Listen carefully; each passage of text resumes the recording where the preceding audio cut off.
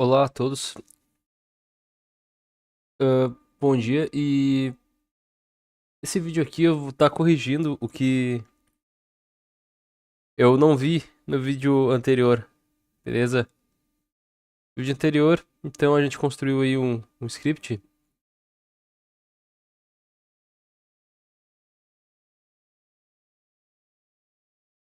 para configuração desse ambiente do novo usuário. Tá, vou estar abrindo aqui o set environment, tá? E aqui eu tinha copiado o script aqui de acordo com o livro, porém eu não estava logado como usuário LFS. E aqui ele está criando o arquivo no segundo o usuário atual. No meu caso, no vídeo anterior, tá? Aqui, ó. O meu usuário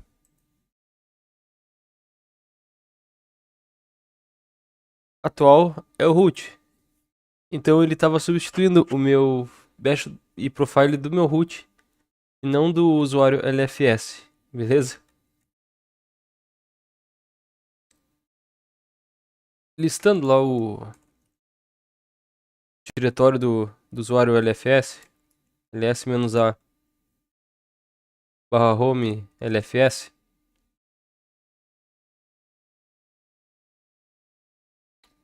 Aqui no livro aqui ele diz para criar, então, o arquivo .bash, .bash underline profile e o .bash rc dentro do usuário LFS. Então, para corrigir o que eu estava fazendo de errado no vídeo anterior, ele estava entrando com um bash não configurado e aí aparecia o nomezinho aqui e a versão do bash. A gente precisa apenas fazer isso aqui, tá? Vamos entrar aqui no script novamente.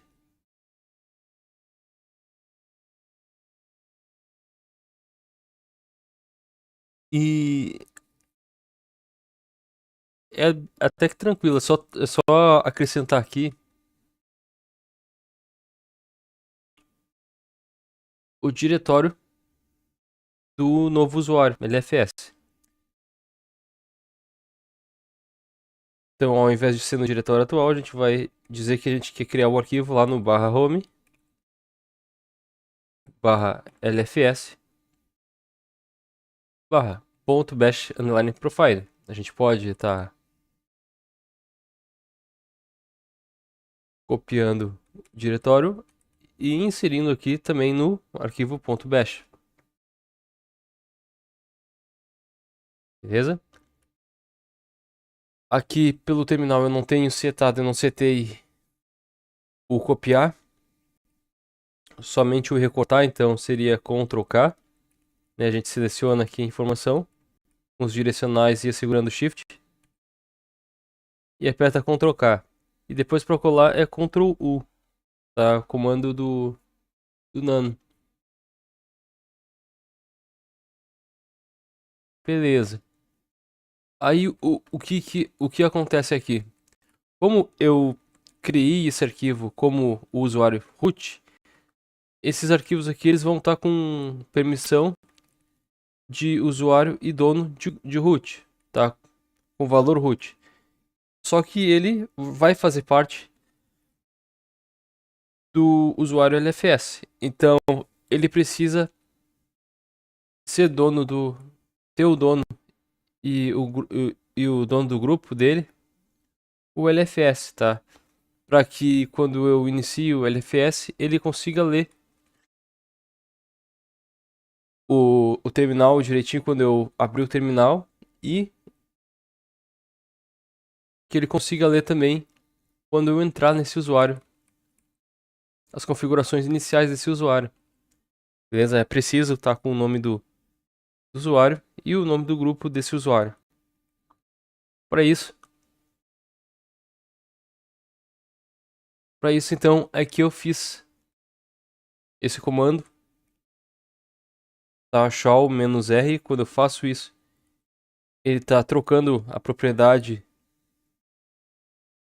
de dono e de grupo de uma pasta. Nesse caso, ele está definindo que o usuário vai ser LFS e o grupo vai ser LFS. De que pasta? A pasta do LFS. Estou garantindo permissão de dono e de grupo para esse usuário, que é de acordo com esse usuário. Beleza?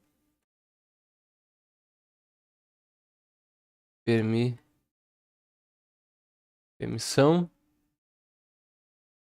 Fazendo isso então de acordo, já é para funcionar tudo certinho. Beleza? Ctrl X.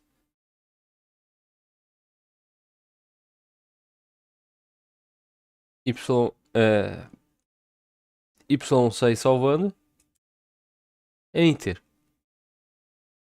Eu vou entrar de novo para ver se gravou tudo certinho. O usuário ele tá legal. E a princípio é para tá tudo funcionando corretamente. Agora, beleza? Vou dar então um barra ponto, barra para executar, ou então a gente poderia estar executando ele com o interpretador bash assim dessa forma. Beleza?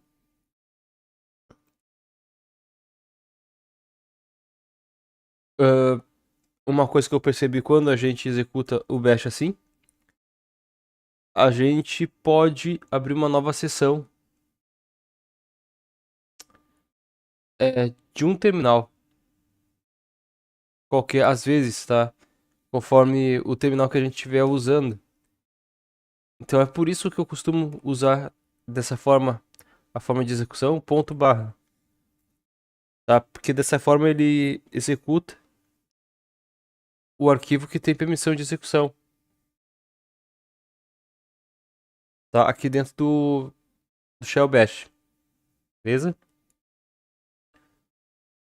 Ponto barra e o arquivo que eu quero executar. Vamos ver se ele vai executar certinho. Tá dizendo que o diretório não existe. Ó, ele não conseguiu encontrar. Vamos ver se está montado. Find mnt pipe grep lfs. Tá montado, mas tá dizendo que não existe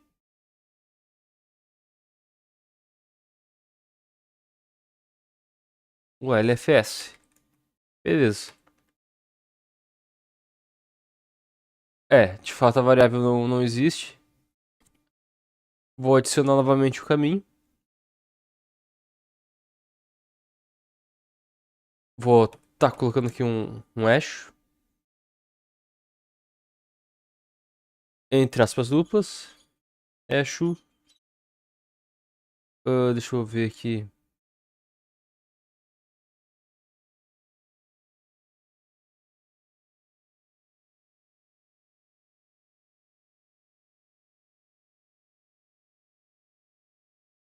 Eu vou ir na minha raiz do root. Lembrando que eu executei ele. Eu criei um novo arquivo para ele, basicamente. E ele tá com dois aqui. Tá? O do meu sistema, ele carrega pelo ponto profile. Então, esse cara aqui, eu vou excluir ele. rm menos... rm apenas, ponto, bash, underline, profile. Esse arquivo aqui é o que ele vai ser criado lá no nosso usuário LFS. A princípio aqui no meu ele tá apenas como ponto profile, beleza? A gente lá também pode criar como ponto profile, mas eu vou seguir pelo livro.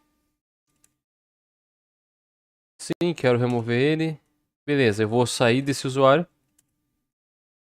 e eu vou entrar novamente como root. Vou ver se ele tem a leitura da variável LFS, que a princípio é para estar gravada aqui nesse usuário, com esse profile. Ele não leu também. Eu vou recarregar esse profile com source.profile. Vou ler novamente essa variável. Não leu. Vou carregar, então, esse terminal aqui novamente. .bash rc. Vamos ver se carregou. Não carregou. Significa que não contém essa variável dentro do arquivo .profile ou .bash. Então vou abrir esse meu arquivo. Como a gente pode perceber, não tem aqui nenhuma definição desse meu diretório. E eu vou fazer com que a variável LFS se torne pública com export. E ao mesmo tempo vou adicionar para ela o caminho de montagem do meu LFS. /mnt /lfs. Vou fazer a mesma coisa lá pro meu profile. Então, ponto profile.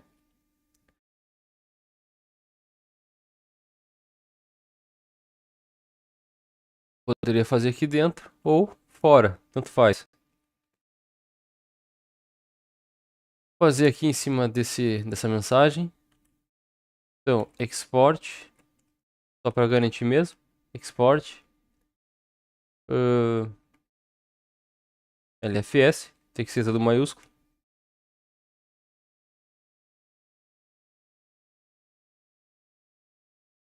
/mnt /lfs. Ctrl X, S para sair salvando. Não vou mudar o nome. O nome vai ser exatamente assim. Eu só dou um Enter para confirmar. Beleza, agora sim. Vou sair do usuário novamente e vou entrar como root. Vou verificar essa variável para ver se foi criada. Agora certinho. E agora sim, toda vez que eu executo, então, eu entro no usuário. Ele executa aquela variável, que é uma variável que se tornou global. E ela me dá o caminho. Agora sim, corretamente. Agora eu entro novamente na minha pasta onde tem os arquivos. E tento executar, então, esse meu script novamente. Por isso que a importância da verificação, como vocês viram. Pois se não tiver uma verificação eficaz, ele vai executar e vai executar de forma errada. Dessa forma, ele evitou que eu executasse de forma errada. Então, é importante essas verificações, por mais simples que seja. Dá para usuários aí avançados. Beleza? Aqui ele deu algum problema de leitura. Não tem problema. Outra coisa, no começo do sistema, como a gente não tem nenhum tipo de configuração de linguagem e de idioma, então no começo ele vai ser em inglês, tá lá no LFS. Mas depois a gente tem como configurar para que o nosso nano apareça em português, como tá esse aqui. beleza? A gente também tem como configurar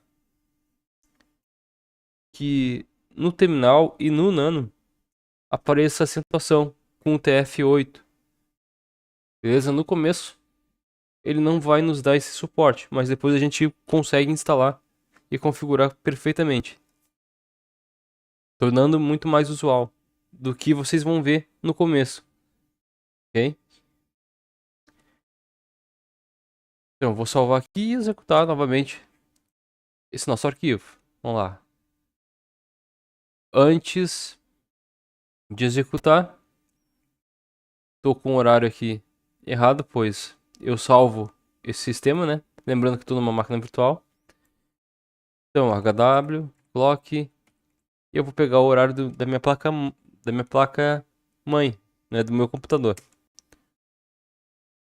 Já peguei o fuso horário, ele já entende a data e a hora. Beleza. Agora sim, vamos executar finalmente o arquivo. Clicando permissão de dono no usuário LFS. Configuração de ambiente de usuário LFS foi criada com sucesso. Fim do script. Beleza, para ter certeza absoluta, vou dar um ls-a para listar os arquivos ocultos. /home lfs. Tá? Como vocês podem ver, ele criou de fato os arquivos. Para me enxergar as permissões desse arquivo, então eu venho aqui e digito o "-l". Beleza, ele vai digitar aqui um tamanho de forma esquisita, né? Permissão do arquivo, dono e o grupo. Para tornar isso aqui mais humano, para a gente entender o que significa os números, a gente coloca um H, que aí ele vai definir para nós. Então, o que cada coisa, o tamanho nesse caso, tá? Aqui ele só definiu 12, só que a gente não sabe o que significa esse 12.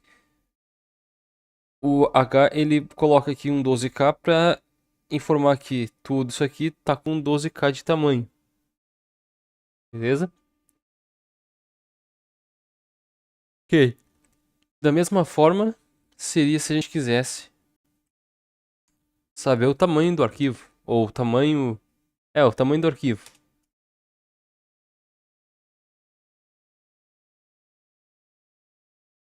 Tá, nesse caso aqui, o meu terminal ele não mostrou muita informação. Talvez não esteja configurado para tais informações. Beleza? Mas num terminal comum, ele vai mostrar o tamanho desse arquivo. Beleza. Voltando aqui então no livro, depois que a gente passou dessa parte aqui, a gente já configurou isso aqui também nesse arquivo. Tá, ele explica aqui sobre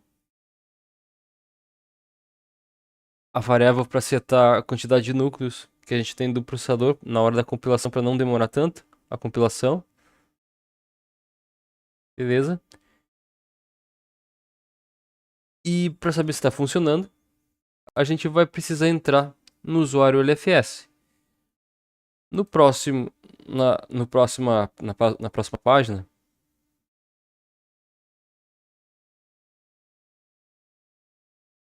ele vai começar a explicar aqui um pouco sobre como a gente pode estar verificando o tempo de compilação.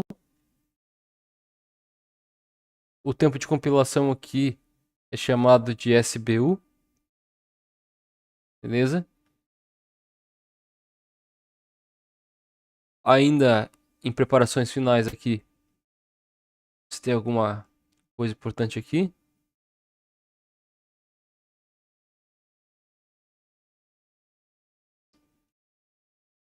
Aqui está dando algumas dicas de teste. É importante testar aqui o GCC, importantíssimo. E no próximo, então, a gente vai para o próximo capítulo, basicamente, tá? Que é construindo as ferramentas cruzadas temporárias. Primeiro a gente constrói as ferramentas cruzadas temporárias. Essas temporárias vão criar as ferramentas cruzadas. E depois a gente vai criar um mini sisteminha Linux para criar, de fato, a base do nosso sistema. Esse processo tem que ser feito. Então, no próximo vídeo, a gente vai vendo cada coisa que é importante. Vamos dar uma passadinha aqui para ver.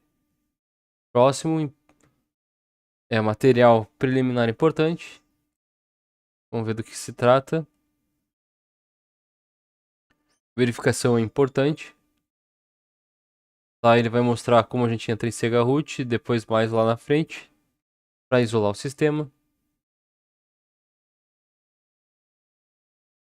Aqui ele está explicando o estágio da compilação, né, e as optimizações que a gente pode fazer.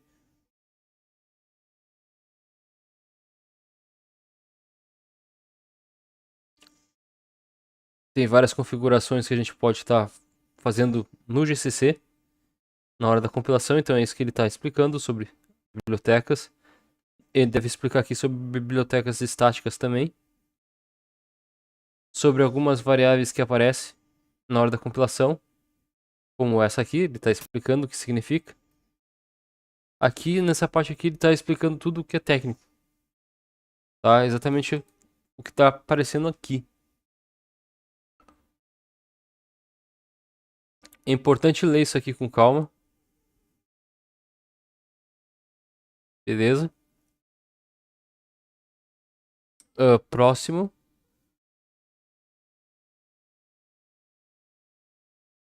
Instruções gerais da compilação.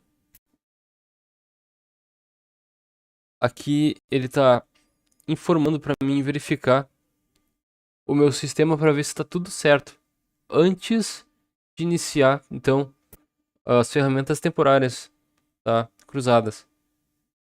No próximo vídeo, a gente vai estar então verificando para ver se a gente até nesse ponto tá com tudo configuradinho, certinho.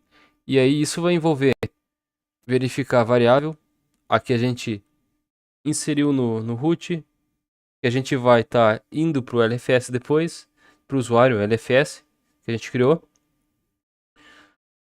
Daí a gente precisa saber, ter uma verificar os pacotes, ver se o barra o bash está sendo apontado lá no barra bin barra sh. Na verdade, se o barra bin barra sh está apontando para o bash, a gente precisa verificar isso, tá? Entre outros arquivos. Ou seja, executar aquele primeiro script lá da verificação do nosso sistema host. Tá? E a gente vai estar fazendo um arquivo só para verificar isso antes de entrar na parte das construções das ferramentas de compilação. Quando a gente for entrar então na parte de compilação, a gente precisa entrar de forma que não tenha erro antes da compilação, porque senão começa errado, termina errado. Beleza? Para evitar isso, então a gente vai estar verificando aí se a pasta está montada, se existe o caminho, se existe os pacotes necessários e os apontamentos necessários. Beleza? E aí isso é um script à parte. Esse script à parte eu ainda vou estar fazendo aqui dentro das preparações finais, tá? Vou estar colocando aqui, criando um script 4 para isso. Porque faz parte da preparação final, basicamente. Pelo menos eu entendo assim. Ok? Bom, para saber se funcionou ou não, eu vou estar entrando aqui como usuário LFS. Então, vou estar verificando. Vou estar entrando com o comando su menos LFS. Esse menos aqui ele me permite dizer que eu quero en- entrar com a propriedade do usuário a seguir. Eu não quero entrar com a propriedade do root, eu quero entrar com a propriedade que existe dentro desse usuário.